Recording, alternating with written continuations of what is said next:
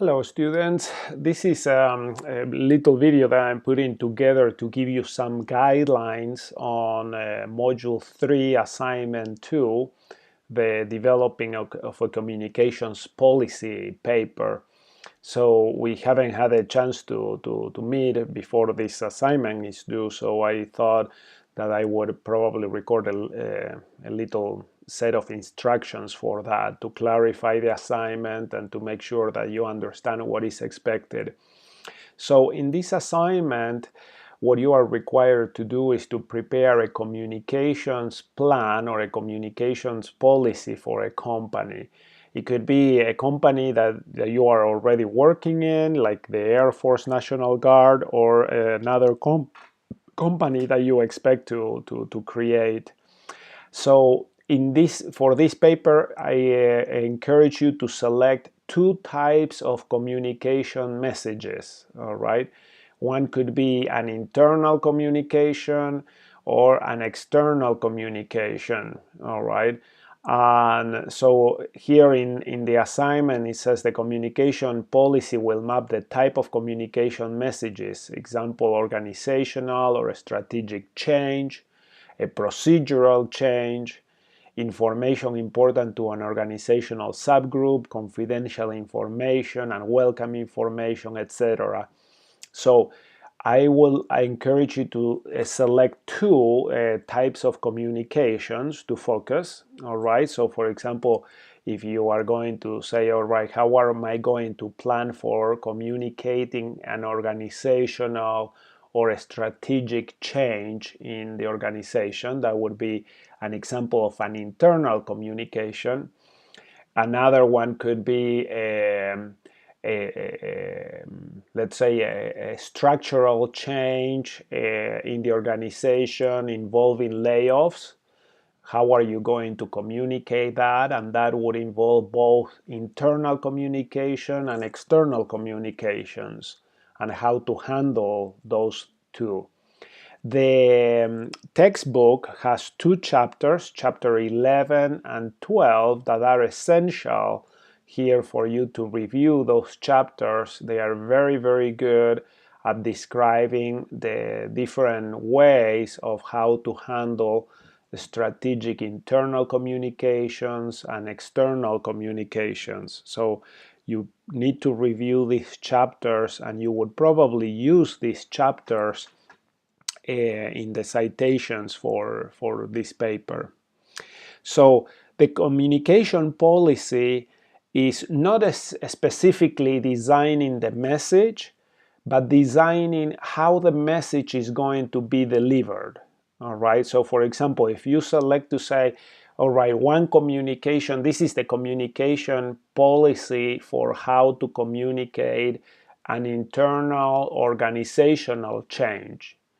Right, so if you decide that is the type of message, then you are going to specify who's going to write the message, how is the message going to be approved, what are the different types of messages to deliver, how are the messages going to be delivered, the media being email or meetings, an all-hands meeting, or however it is that you decide that it would be more appropriate to communicate that organizational change to the whole organization. Okay, and so usually these policies also include like a workflow. All right, in a workflow you have swim lanes that identify who's doing the different tasks. All right, and then you would have the task and the timeline following which task follow each other. So for example, you would have let's say an HR department creating the communication message, the CEO in another swim lane being the one approving the message, let's say a communications design group, they define, they design a presentation or how the message is going to be delivered, and then the CEO going back onto the swim lane of the CEO being the one delivering the message if it's on an all hands meeting and so on. Okay. Similarly, if the communication involves an external type of communication sets, then you would need to identify what are the different audiences of these communications, the different types of communications for each audience, and who's going to deliver the message, who's going to define the message, and so on. Okay.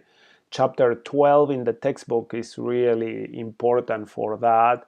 There's one chart there in chapter 12, page, let's see, page 384, that shows a matrix of analyzing external audiences or stakeholders, and it describes them by level of importance and difficulty in reaching them. So that would be also something that you would want to consider including in your communications plan. The requirements there in the communications plan involve identifying the audience for each one. So first you would need to identify what are the two types of communications that you are analyzing, that you are going to create this plan for, this policy. So you would have one section for one communication in the paper, another section for the other. And within each section you identify the audience, describe the media to be used, the different types of media, and then list and explain the appropriate approvals required for each communication and what are the tools and tactics to be used. The tactics would include that flow chart that I was describing before on how you identify who's going to do what, the timeline for developing the communication, then delivering the communication, and then the evaluation, the follow-up after the communication is delivered, which is also part in the chapters of an essential way of how communications should be delivered. Okay, so I hope that this is helpful to you. If you have any questions, you can certainly reach me through email or text or call me. Okay. The paper says that it shouldn't be more than 6 or 7 pages long, so you would probably want to dedicate about 3 pages for each type of communication. Okay? Thank you. Good luck.